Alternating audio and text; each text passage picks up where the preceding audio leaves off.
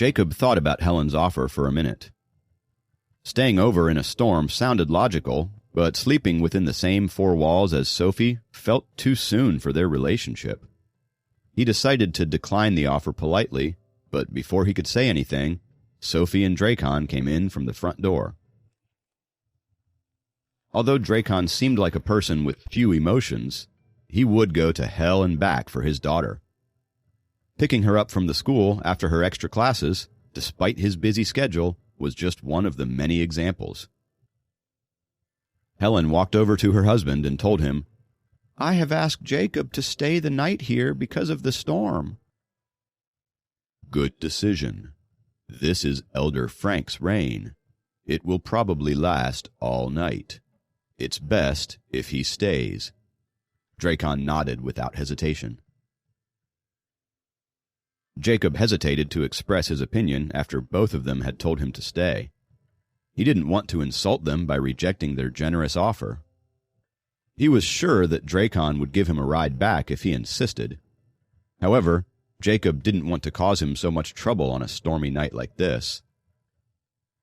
"Okay, I'll stay," said Jacob when he saw Helen looking at him, waiting for his decision. Helen smiled pleasantly. "Now that that's settled, let us all freshen up for dinner. Dracon, why don't you give Jacob a change of clothes? Soph, go wash your hands," she directed everyone. Sophie stared at her mother with her jaw dropped. Every day when she came home from school, her mother would fawn over her and talk about her day. But today she was so focused on Jacob that she hardly noticed her. She knew that she was being stupid, but as a single child, seeing her parents care so much about someone else was making her feel territorial.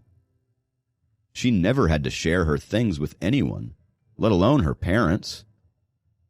But, in a corner of her heart, she knew if she had to share them with anyone, it would be Jacob.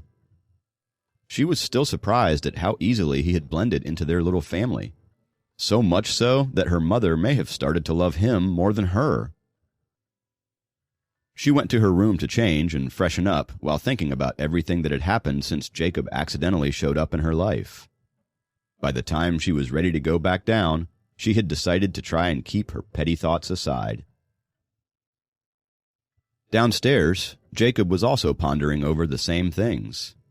As Dracon got him dry clothes, he kept thinking about how close he had gotten to this family in such a short time, especially Helen, who treated him like her own son.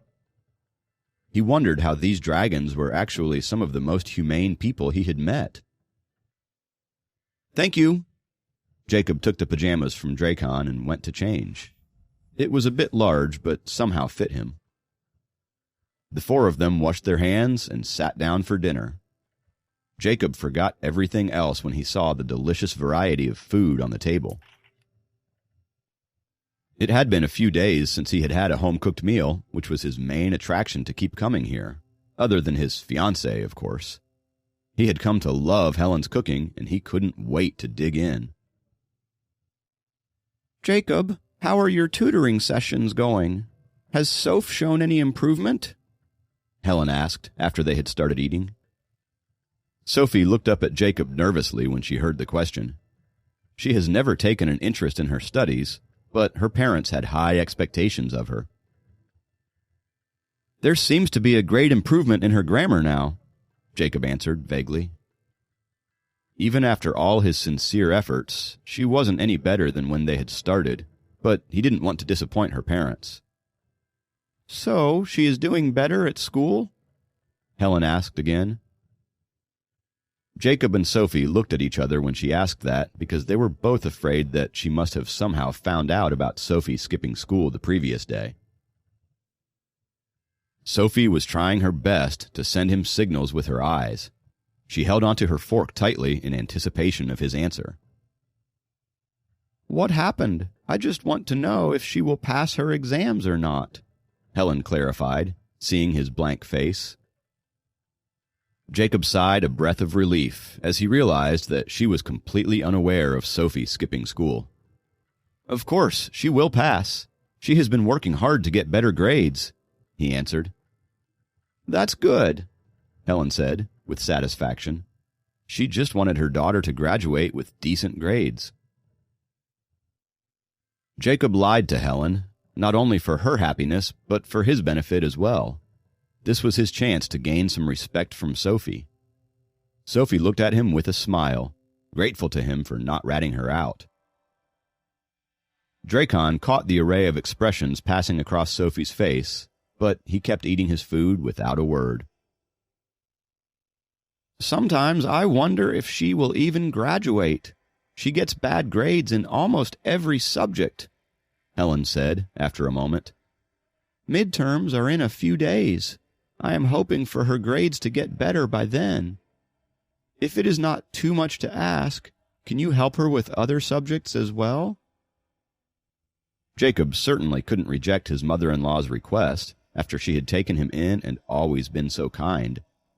He nodded and said, "Of course, I will try my best to help her." "I'm sorry for the trouble, but what can I do? I have tried everything to get her to work on her academics, but she just doesn't listen. It's not like I expect her to top her class. Are respectable marks too much to ask for? I love my daughter, but her attitude towards school is really embarrassing. Imagine what we would tell people if she fails and doesn't graduate." Helen went on, as if Sophie wasn't at the same table listening to her. "So this is the reason Helen wants me to tutor Sophie. She's embarrassed. The Queen of Dragons, and her main concern is her daughter getting through high school.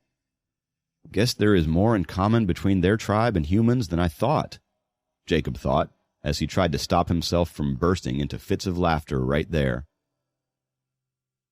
He turned to look at Sophie to see her reaction and immediately hid his smile as she gave him the stink eye.